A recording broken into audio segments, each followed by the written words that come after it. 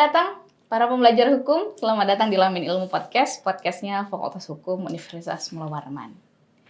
Tanggal 2 Oktober 2023 kemarin, Mahkamah Konstitusi sudah menolak 5 gugatan terhadap uji formil Undang-Undang Nomor 6 Tahun 2023 tentang penetapan peraturan pemerintah pengganti Undang-Undang Nomor 2 Tahun 2022 tentang Cipta Kerja.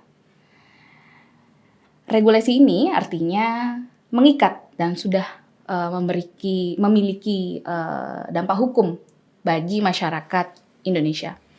Tentu saja penolakan ini menimbulkan pro dan kontra.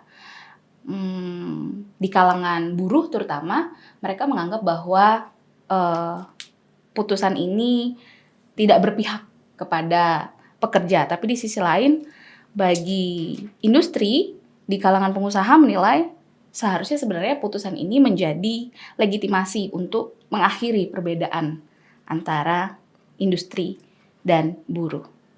Lamin Ilmu Podcast hadir untuk berdiskusi bersama-sama menyorot bagaimana sebenarnya kasus ini dengan judul kita hari ini adalah menguji eksistensi Mahkamah Konstitusi dalam putusan Undang-Undang Cipta Kerja. Hadir bersama kami di Lamin Ilmu Podcast ada Bapak Hari Setia Nugraha SHMH. Selamat datang Pak Hari. Ya, halo Mbak Geri. Ini kali kedua ya? Iya, kali kedua. Kalau nggak salah, pertama kita bicara soal Sumpah Pemuda dulu ya. Oktober juga ya? Oktober juga. Kelamaan kalau pakai siklus tahunan main-main ke studio. Oke, tapi Pak Hari ini beliau adalah direktur dari Pusat Studi Konstitusi Fakultas Hukum Universitas Mula Warman.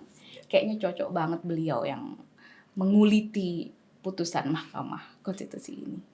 Ya, Pak Hari, seperti tadi yang saya sudah sampaikan bahwa 5 gugatan uji formil terhadap Undang-Undang Cipta Kerja ini ditolak semuanya oleh MK. Tapi sebelum saya ke isu tersebut, Pak, kan dalam legislative drafting atau peraturan apa istilahnya? Pembentukan peraturan perundang-undangan. Di sana ada mekanisme yang diatur bagaimana seyogyanya membuat undang-undang dan bagaimana seyogyanya membuat perpu walaupun nanti muaranya sama-sama undang-undang. Tapi secara konteks, secara konsep, apa yang membedakan atau bagaimana mekanisme sehingga bisa lahir sebuah undang-undang ini, Pak? Oke, baik, terima kasih Mbak Gri. Pertama saya ucapkan terima kasih banyak karena diundang buat kali kedua nih dalam kegiatan podcast kita hari ini. Iya. Baik, ketika kita berbicara soal pembentukan peraturan perundang-undangan, memang hari ini salah satu instrumen hukum yang jadi rujukannya itu kan adalah Undang-Undang Nomor 12 Tahun 2011 ya, tentang pembentukan peraturan perundang-undangan. Sebagaimana telah diubah beberapa kali, terakhir dengan Undang-Undang Nomor 13 Tahun 2022. Nah, di sana diatur soal bagaimana mekanisme teknis ya, bagaimana seharusnya kita sebagai pembentuk peraturan perundang-undangan membentuk tuh ya berbagai macam peraturan perundang-undangan. 2 di antara peraturan perundang-undangan yang dimaksud tentu adalah undang-undang dan peraturan pemerintah pengganti undang-undang. Yang walaupun nanti ujung dari perpu itu adalah apakah dia menjadi undang-undang atau tidak. Memang dalam mekanisme formil pembentukan undang-undang sendiri ya, sebelum nanti kita berbicara perpu, ada setidaknya 5 tahapan ya, ada 5 tahapan yang harus dilewati apabila para pembentuk undang-undang ingin membentuk suatu undang-undang. Dalam hal ini adalah undang-undang biasa. Mulai dari tahap itu perencanaan, kemudian penyusunan, kemudian pembahasan ya, kemudian pengesahan sampai dengan tahap yang terakhir adalah pengundangan. Nah, kelima tahapan dalam pembentukan undang-undang ini ya wajib mengikuti apa yang dinamakan sebagai asas-asas pembentuk peraturan perundang-undangan yang baik. Dan di dalam Undang-Undang 1211 itu setidak-tidaknya diatur di dalam pasal 5 dan pasal 6. Pasal 5 berbicara soal aspek formil dan pasal 6 berbicara soal aspek material. Nah, semua aspek formil yang diatur dalam ketentuan pasal 5 Undang-Undang Nomor 12 Tahun 2011 itu bersifat kumulatif ya. Artinya semua instrumen yang menjadi asas pokok dalam pembentukan peraturan perundang-undangan itu wajib ditaati oleh setiap pembentuk undang-undang. Artinya apa? Artinya ada satu saja asas yang tidak kemudian dipatuhi, anggaplah saja itu misalnya asas keterbukaan yang sering kemudian diabaikan oleh para pembentuk undang-undang, maka kita sebagai seorang warga negara dapat kemudian menggugat undang-undang itu kepada Mahkamah Konstitusi, begitu. Begitu juga terhadap peraturan pemerintah pengganti undang-undang, Mbak Gri. Jadi memang peraturan pemerintah pengganti undang-undang atau yang sering kemudian kita sebut Perpu ini kan sebagai sebuah produk hukum sementara, dia nanti akan berujung apakah kemudian dia ditetapkan atau tidak ditetapkan menjadi undang-undang. Sehingga memang dalam proses lahirnya, apakah dia nanti menjadi undang-undang atau tidak, memang dia tidak melewati kelima tahapan sebagaimana pembentukan undang-undang biasa. Ya, dia hanya melewati beberapa tahapan saja, setidaknya 3 tahapan dari 5 tahapan itu. Tetapi sekalipun dia tidak melewati semua tahapan itu, tegas saya katakan bahwa proses pembentukan Perpu untuk kemudian menjadi undang-undang tetap wajib tunduk pada asas-asas pembentukan peraturan perundang-undangan yang baik. Nah, terhadap kasus aku yang kemudian kita ingin diskusikan hari ini. Sebelum kita ke sana, saya mau tanya dulu. Dari undang-undang tadi saya catat setidaknya ada 5 regulasi tersebut. Nah, dari Perpu sendiri yang membedakan, core bedanya antara, mungkin saya nggak tahu ya, tapi di Perpu mungkin step pembahasan mungkin bisa dihilangkan atau seperti apa pembedaan? Pertama, dari alasan pembentukan sendiri itu sudah berbeda ya. Sebelum kita masuk ke tahapan proses pembentukannya, dari alasan pembentukan undang-undang biasa dan peraturan pemerintah pengganti undang-undang yang nanti berujung pada undang-undang atau tidak, itu juga memiliki alasan yang berbeda. Nah, terhadap undang-undang biasa, ya, alasan pembentukan alasan lahirnya suatu undang-undang itu bisa terbentuk dalam hal kondisi normal, ya. Artinya materi muatan undang-undang itu kan bisa berangkat dari perintah undang-undang dasar, perintah dari undang-undang sektoral, kebutuhan hukum dalam masyarakat dan lain sebagainya. Yang semuanya itu Mbak Gri, dia dapat terbentuk dalam keadaan yang biasa. Berbeda dengan Perpu. Nah, Perpu baru bisa terbentuk apabila telah memenuhi unsur hal ihwal kegentingan memaksa. Yang dalam salah satu putusan Mahkamah Konstitusi juga telah dijabarkan apa saja yang kemudian dapat menjadi ukuran objektif bagi seorang presiden, sekalipun itu adalah hak prerogatif, untuk dapat kemudian mengeluarkan Perpu. Jadi dari alasannya sudah berbeda. Nah, masuk tahap proses pembentukan, ya, karena Perpu ini adalah hak prerogatif presiden, maka Perpunya sendiri, ya, itu disiapkan oleh presiden, ya, sebagai pelaksana kekuasaan eksekutif. Tetapi oleh karena dia adalah produk hukum sementara yang dalam prosesnya harus disetujui atau tidak disetujui menjadi undang-undang, maka dia harus melewati prosedur mekanisme pembentukan undang-undang. Tetapi sekali lagi saya katakan, prosedurnya tidak melewati 5 tahapan sebagaimana yang tadi saya sampaikan. Setidak-tidaknya Perpu tidak melewati perencanaan, ya toh. Tetap meskipun dia melewati proses penyusunan, tetapi penyusunannya ada di eksekutif, tidak bersama dengan DPR. Nah, proses yang kemudian dilewati oleh Perpu adalah proses pembahasan, baik itu pembahasan tingkat 1 maupun pembahasan tingkat 2, kemudian pengesahan, ya. Pengesahan apakah kemudian dapat disetujui bersama dapat disetujui ataupun disahkan menjadi undang-undang atau tidak, dan yang terakhir adalah pengundangan. Nah, tahapan pembahasan inilah yang kemudian dianggap oleh banyak pihak, setidak-tidaknya para pemohon yang tergabung dalam 5 permohonan itu, yang dianggap tidak memenuhi, ya, unsur-unsur pembentukan peraturan perundang-undangan yang baik sebagaimana diatur setidak-tidaknya dalam pasal 5 Undang-Undang Nomor 12 tahun 2011, begitu. Jadi sebenarnya bisa saya simpulkan sedikit bahwa core pembedanya ada di aspek alasan pembentuk dan dia diundangkan pembentuknya. Ya, oke.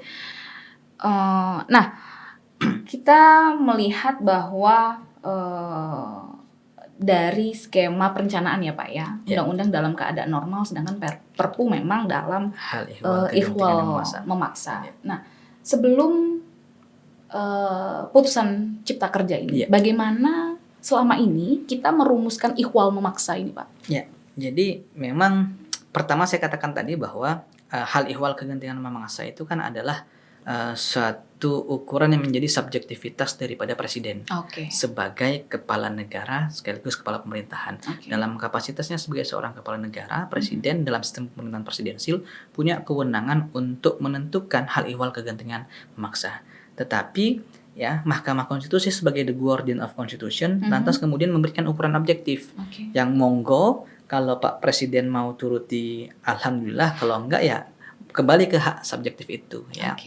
Jadi memang ada salah satu putusan Mahkamah Konstitusi yang memberikan rambu-rambu soal apa yang menjadi ukuran hal ihwal kegentingan bangsa itu. Salah satunya adalah ketika kemudian memang proses pembentukan hukum itu tidak dapat kemudian dilakukan lewat prosedur yang biasa karena memakan waktu yang lama ya, sehingga perlu lewat jalur yang cepat. Dan jalur yang cepat itu adalah Perpu, mengingat hukumnya tidak ada ya, ataupun hukum yang ada sekarang itu tidak mampu menyelesaikan berbagai macam persoalan hukum yang ada di masyarakat hari ini. Itulah kemudian Perpu dapat keluar.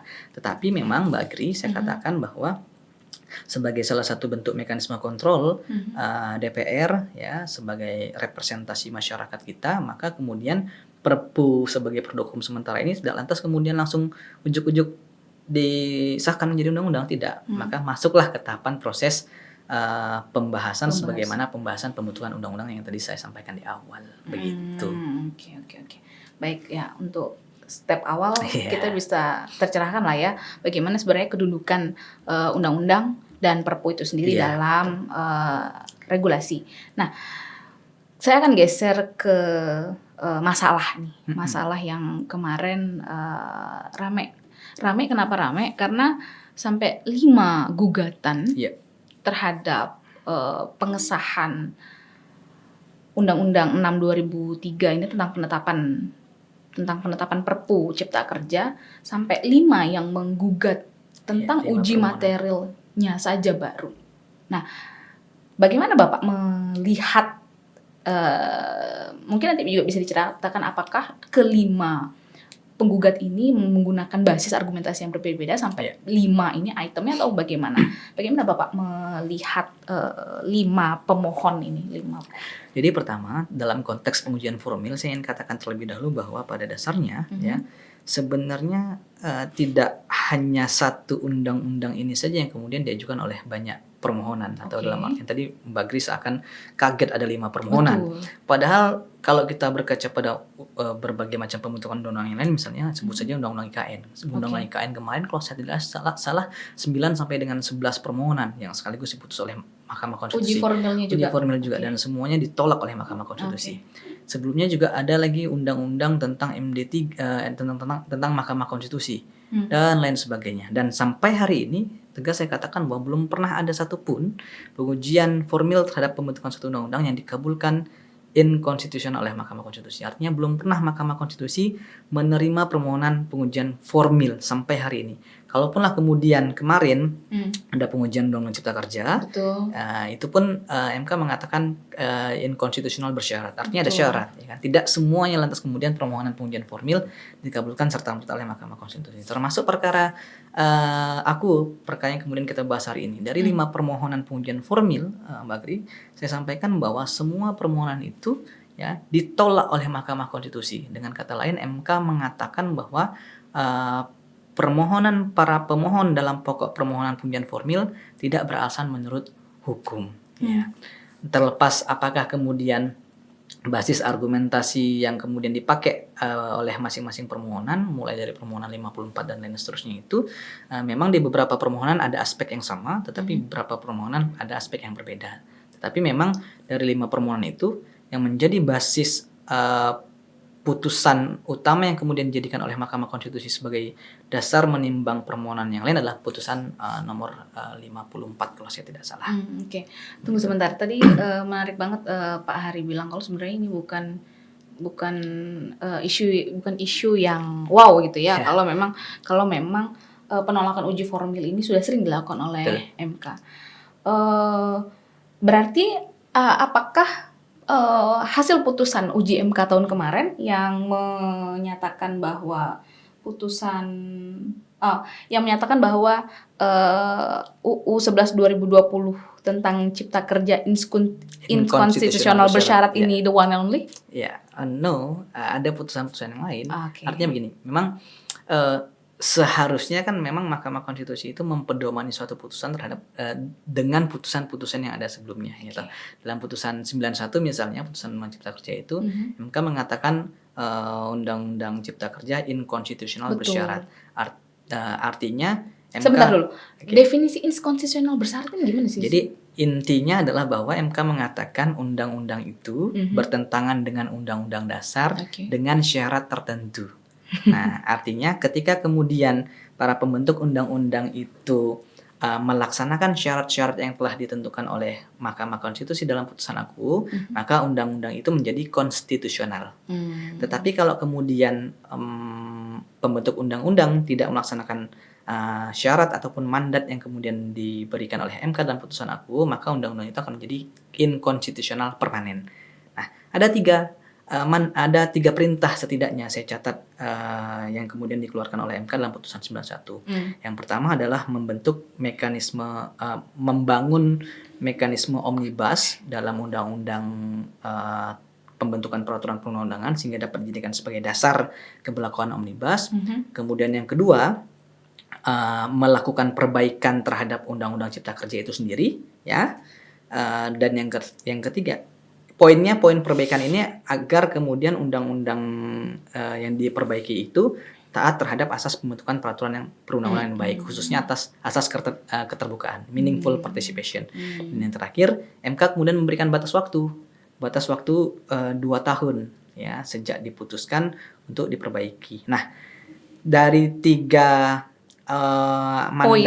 poin MK dalam putusan 91 kan idealnya lantas kemudian pembentuk undang-undang, dalam hal ini adalah Presiden bersama dengan DPR, bareng-bareng nih membentuk undang-undang baru untuk memperbaiki Undang-Undang Cipta Kerja. Tetapi di tengah jalan ternyata Presiden mengambil jalan pintas dengan mengeluarkan peraturan pemerintah pengganti undang-undang. Dan peraturan pemerintah pengganti undang-undang itulah kemudian dianggap pertama salah satu bentuk pembangkangan terhadap putusan 91 yang kemudian ternyata prosesnya juga tidak sejalan dengan semangat meaningful participation ataupun partisipasi bermakna sebagai amanat putusan 91.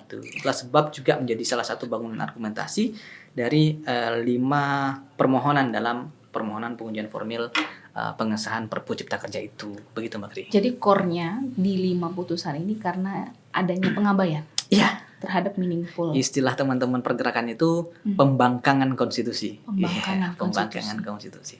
Nah, karena saya tidak terlalu paham bagaimana mekanisme pembentukan peraturan perundang-undangan.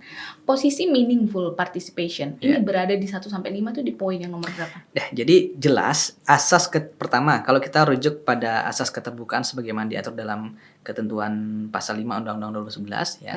Segala proses pembentukan peraturan perundang-undangan, dalam hal ini undang-undang sebut saja begitu, baik dari perencanaan sampai dengan pengundangan itu harus terbuka. Artinya semua tahapan dalam proses pembentukan undang-undang itu harus terbuka. Semua tahapan kemudian 1 sampai 5 ya. Kemudian dijawab oleh MK berkelindan dengan putusan 91 bahwa meaningful participation ataupun partisipasi bermakna itu juga harus ada dalam setiap tahapan pembentukan peraturan perundang-undangan. Wabil khusus adalah undang-undang. Sehingga dari perencanaan sampai dengan pengundangan, ya, sekalipunlah kemudian Perpu tidak melewati semua proses itu, yang kemudian dikatakan oleh mayoritas hakim MK lantas kemudian meaningful participation tidak relevan digunakan, ya, saya kira itu adalah pendapat yang mencoba untuk mencari kebenaran terhadap perkara aku. Karena bagi saya dalam putusan 91 MK telah secara tegas mengatakan bahwa meaningful participation itu melekat pada proses pembentukan undang-undang. Pertanyaannya adalah apakah kemudian Undang-Undang Nomor 12 Tahun 2011 memberikan dikotomi yang jelas terhadap undang-undang biasa dan undang-undang sebagai hasil dari Perpu? Jawabannya adalah tidak. Kalau kita merujuk ketentuan pasal 1 Undang-Undang 12 Nomor 2011 junto pasal 7, ya. Yang namanya peraturan perundang-undangan kan termasuk di sana adalah Perpu. Betul. Yang kemudian nanti disahkan atau tidak disahkan menjadi undang-undang, sehingga asas-asas pembentukan peraturan perundang-undangan yang baik salah satunya adalah asas keterbukaan, wabil khusus apa yang kemudian diputus MK dalam putusan 91 dalam konteks meaningful participation itu harus melekat dalam proses pembahasan Perpu yang nanti kemudian menjadi undang-undang atau tidak, seperti itu. Oke, ini kan argumentasi 5 penggugat ini ya? Iya, 5 Oke. pemohon. Nah, 5 pemohon. Nah, saya juga melihat rilis yang kemarin disampaikan oleh Pusdiksi. Pusdiksi. Ya. Nah, bagaimana respon Pusdiksi itu? Apa sih sebenarnya Pusdiksi ngapain sih? Iya. Jadi begini, pertama ingin saya sampaikan terlebih dahulu bahwa memang sebagai insan akademik khususnya pembelajar hukum tata negara, tentu kami memiliki tanggung jawab besar untuk turut serta dalam menegakkan supremasi konstitusi. Oke. Itulah sebab kenapa kemudian kami berhimpun dalam suatu pusat studi yang kemudian kami namakan sebagai Pusat Studi Konstitusi, atau kami singkat dengan istilah Pusdiksi. Kalau kami singkat dengan awalan kata kan gak enak banget kan, iya kan? PSK kan nggak mungkin, sehingga kemudian kami namakan menjadi Pusdiksi. Oke. Sebenarnya Pusdiksi ini adalah barang lama wajah baru. Ya, Oke.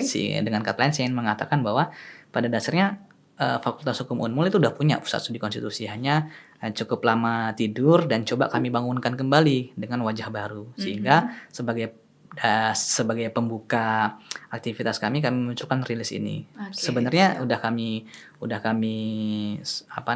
reborn sejak peringatan hari lahirnya konstitusi 18 Agustus kemarin. Hanya memang baru ada kesempatan kemudian kami rilis. Oke. Nah, dalam rilis kami itu yang kami kemudian kirimkan ke beberapa media ada setidaknya 5 ya, ada 5 sikap akademik dari Pusat Studi Konstitusi terhadap berbagai macam putusan pengujian formil Undang-Undang Cipta Kerja yang disahkan sebagai bentuk tindak lanjut dari Perpu.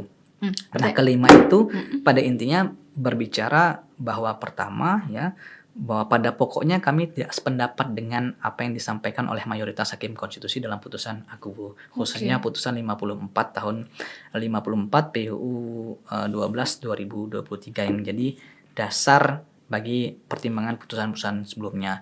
Yang kedua, inti dari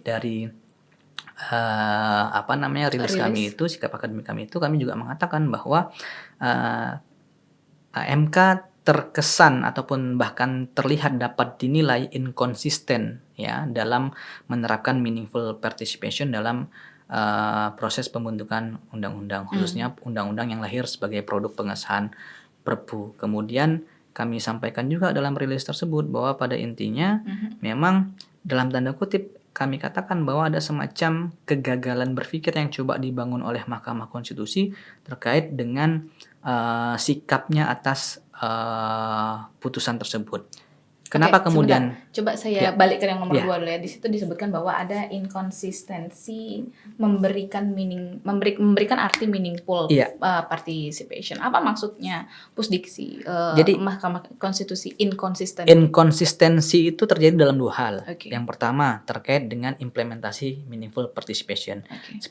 Sebagaimana tadi saya sampaikan bahwa dalam putusan 91 MK telah secara tegas mengatakan bahwa proses pembentukan undang-undang harus melibatkan masyarakat secara bermakna. Di semua tahapan. Apa maknanya? Maknanya masyarakat diberikan hak untuk menyampaikan pendapatnya. Okay. Kemudian masyarakat diberikan hak untuk dipertimbangkan pendapatnya. Dan yang terakhir, masyarakat juga punya hak untuk mendapatkan kejelasan atas pendapat yang sebelumnya telah disampaikan. Itulah maksud dari meaningful participation. Tetapi ternyata amanat putusan 91 itu kemudian seakan tidak diindahkan oleh Mahkamah Konstitusi dalam putusan 54 dan tegas MK mengatakan bahwa meaningful participation tidak relevan dalam proses pembentukan undang-undang yang berasal dari Perpu. Dan sayangnya MK tidak memberikan bangunan argumentasi yang komprehensif, logik dan dapat dipertanggungjawabkan secara akademik. Kenapa kemudian MK mengatakan bahwa itu tidak relevan? Makanya kemudian Pusdiksi mengatakan bahwa seakan ini merupakan argumentasi yang coba dibangun, ya, by design dalam tanda kutip, coba dibangun untuk mencari pembenaran.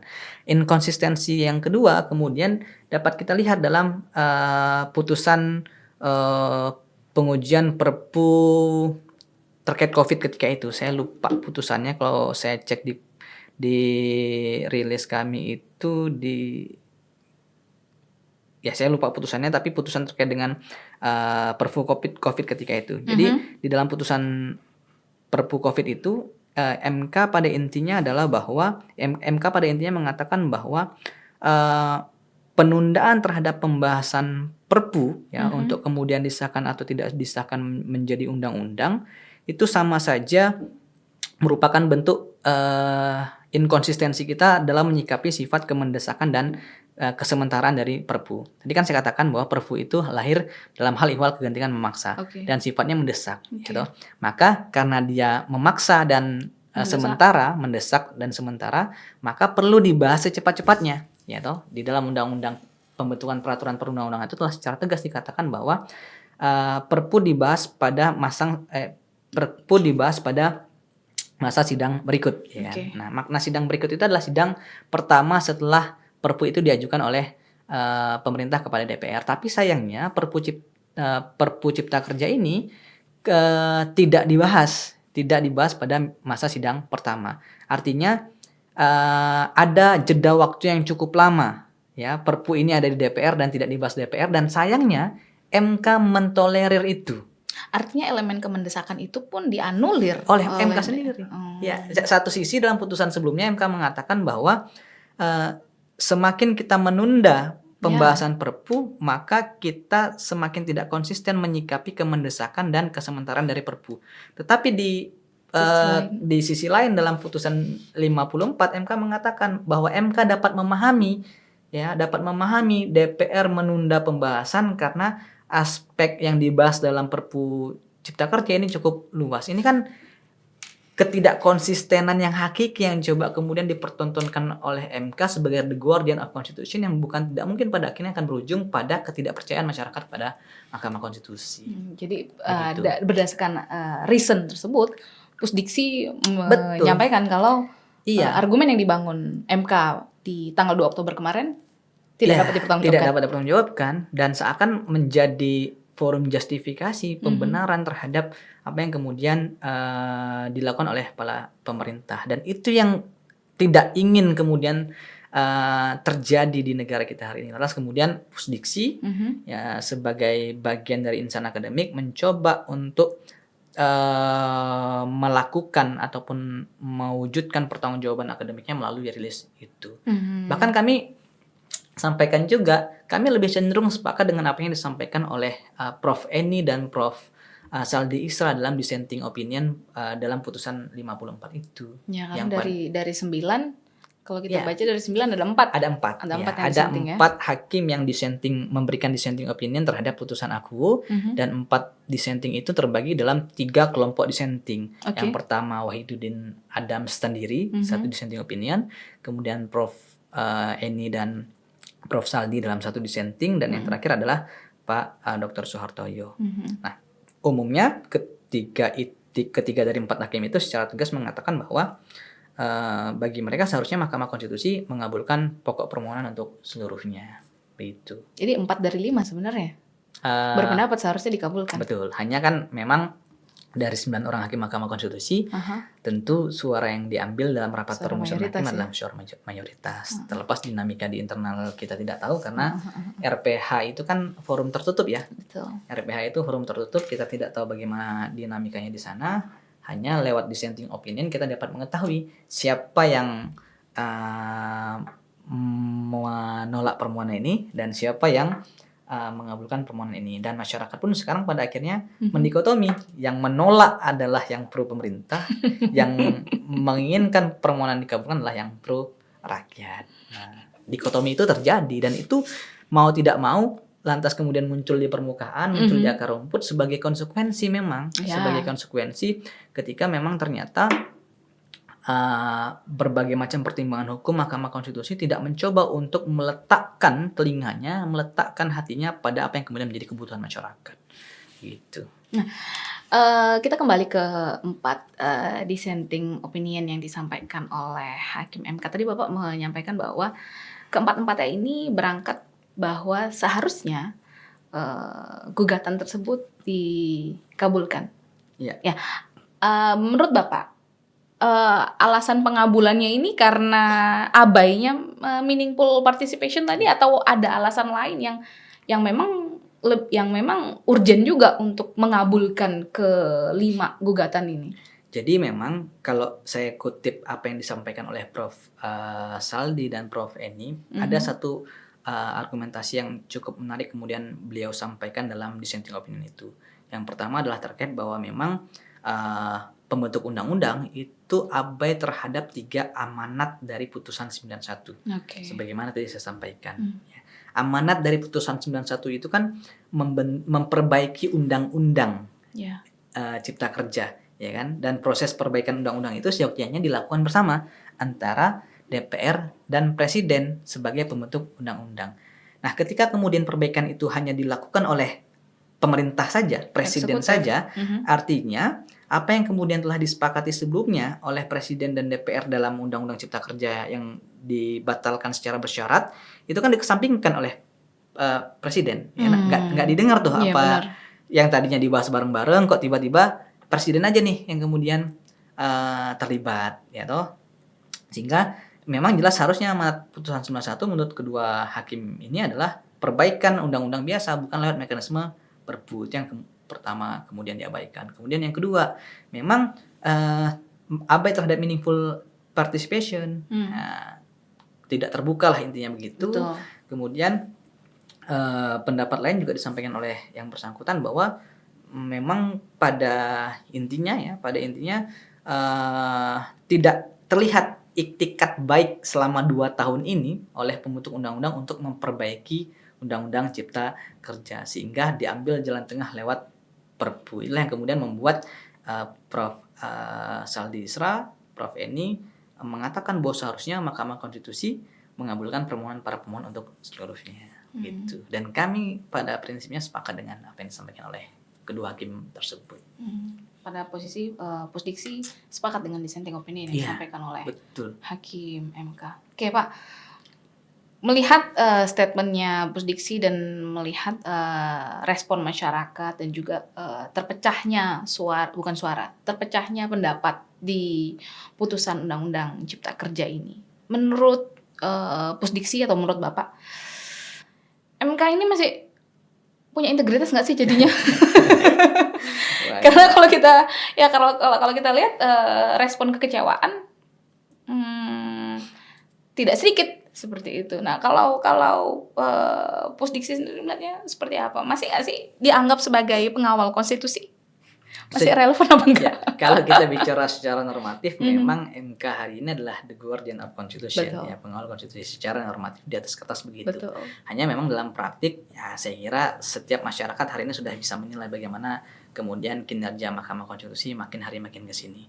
Ya, apalagi kalau kemudian kita benturkan dengan beberapa putusan-putusan kontroversial yang kemudian dikeluarkan oleh Mahkamah Konstitusi dalam beberapa kurun waktu terakhir. Banyak sekali putusan-putusan fenomenal yang kemudian membuat masyarakat pada akhirnya memberikan label kepada Mahkamah Konstitusi sebagai mahkamah kekuasaan misalnya, mahkamah kepentingan misalnya, dan lain sebagainya. Itu kan menunjukkan betapa kemudian hari ini muncul ketidakpercayaan publik kepada Mahkamah Konstitusi. Apalagi mohon maaf misalnya sekarang kemarin hakim Mahkamah Konstitusi terpilih, ya kan, berasal dari DPR, ya kan.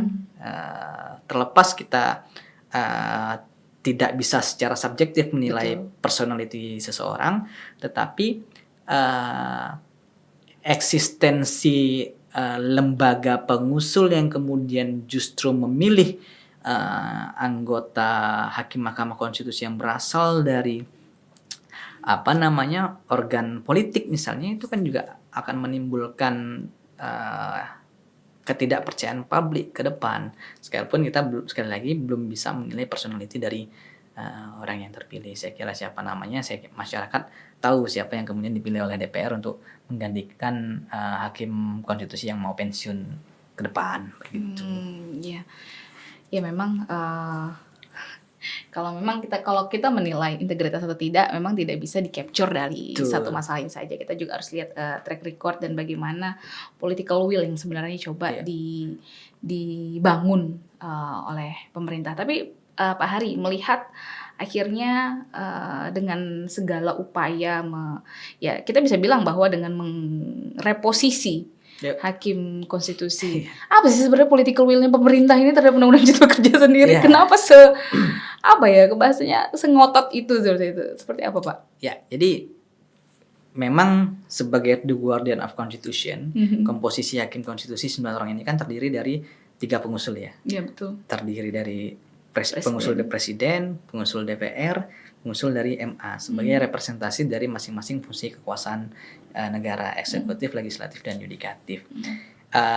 Idealnya, Mbak Gri, sependek sepengetahuan saya dan selama saya belajar soal hukum tata negara, hukum konstitusi, hukum acara MK, ketika hakim konstitusi itu telah duduk pada kursi panas sebagai hakim konstitusi, terlepas siapapun pengusulnya, apakah dari MA, apakah dari presiden atau DPR, ya mereka tidak boleh kemudian meletakkan anasir-anasir pengusul dalam setiap kali mereka memutus perkara. Itulah sebab kenapa kemudian baik hakim maupun lembaga harus independen dan imparsial, kan begitu.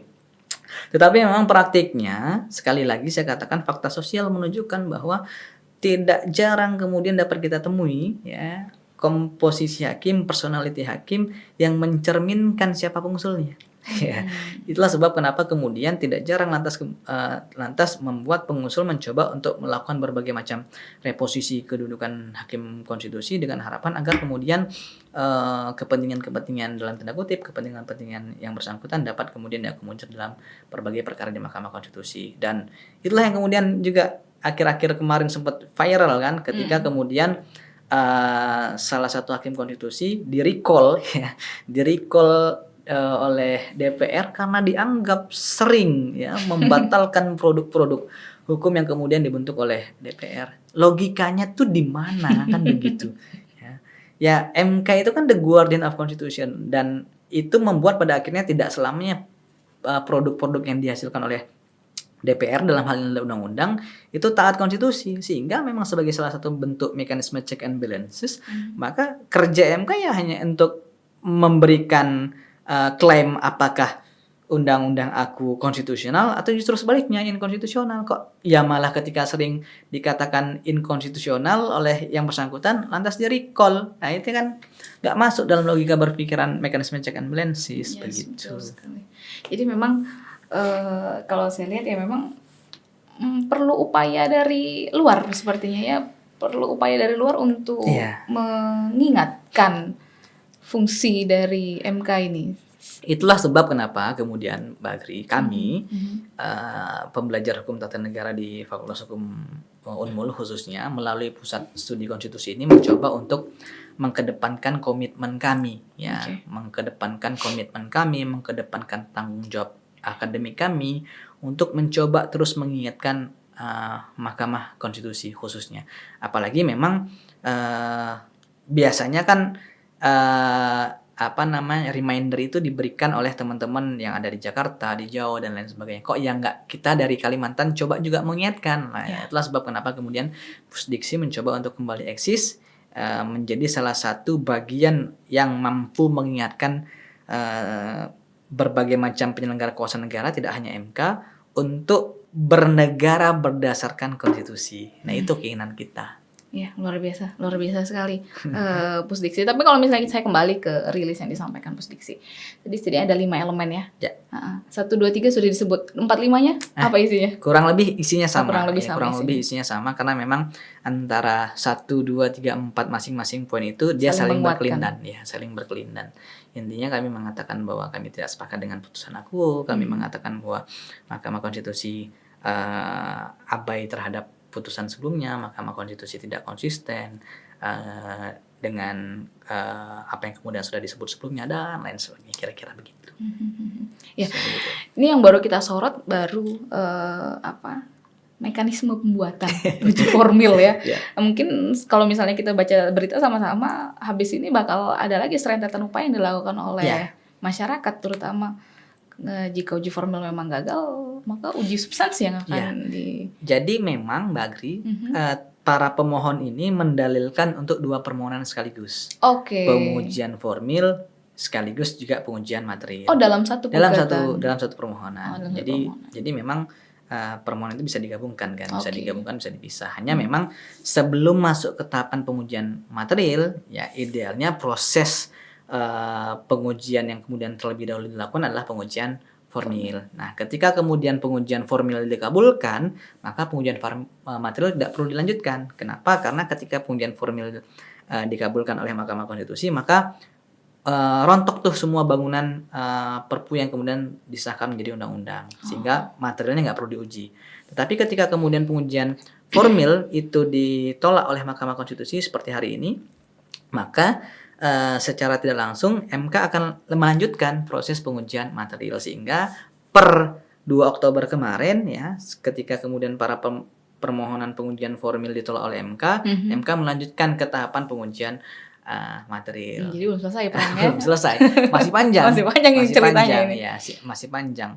Tetapi karena substansi Undang-Undang Cipta Kerja yang disahkan lewat Perpu kemarin kurang lebih sama atau 99,5% isinya sama dengan Undang-Undang Cipta Kerja yang dinyatakan inkonstitusional bersyarat, maka dugaan kami di Pusdiksi, amar putusan MK juga kurang lebih sama dengan putusan sebelumnya. Putusan tahun kemarin ya. Jadi ya seakan kalau kita katakan sebagai upaya yang sia-sia, percuma, enggak juga ya. Ini karena ini perjuangan. Tetapi saya kira seyogyanya dan seharusnya MK harus belajar dari kesalahan pengujian sebelumnya, ketika kemudian hari ini masyarakat begitu berharap besar pada MK ya, agar kendati pun pengujian formil ini ditolak oleh Mahkamah Konstitusi, MK dapat membuka matanya dan meletakkan telinga dan hatinya untuk kepentingan masyarakat, sehingga ke depan apa yang kemudian disampaikan oleh MK dalam putusan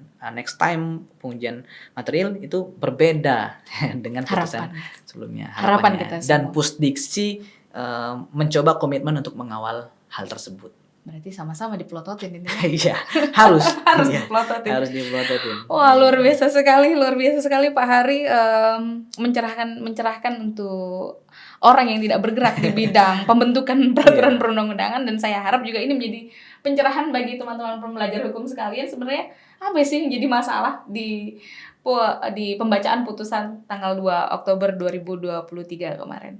Terima kasih banyak Pak Hari selaku Direktur Pusat Studi Konstitusi Fakultas Hukum Universitas Mula Warman. Ya, terima kasih juga kami sudah diundang kembali ke sini. Ya, setidak-tidaknya untuk memberikan informasi soal apa yang kemudian kami lakukan kemarin dan apa yang ingin kami lakukan ke depan. Luar biasa sekali. Ya, saya harap ya ini salah satu fungsi akademisi ya. Betul. Terima kasih banyak Pak Hari Setianugraha. Nanti kita undang lagi kalau misalnya putusan substansi Undang-Undang Cipta Kerja sudah diumumkan, untuk melihat bagaimana konsistensi Pusdiksi sendiri. Kalau sudah keluar gantian saya yang host, aku yang bicara. Iya, pembelajar ilmu hukum, para pembelajar hukum, Lamin Ilmu Podcast sudah selesai diskusi kita hari ini. Walaupun saya yakin banyak sekali pengetahuan kita yang bertambah dari diskusi ini, dan itu juga menjadi harapan dari adanya ruang Lamin Ilmu Podcast itu sendiri. Terima kasih banyak para pembelajar hukum. Sampai jumpa di diskusi-diskusi selanjutnya. Assalamualaikum warahmatullahi wabarakatuh. Waalaikumsalam warahmatullahi wabarakatuh. Let's do it.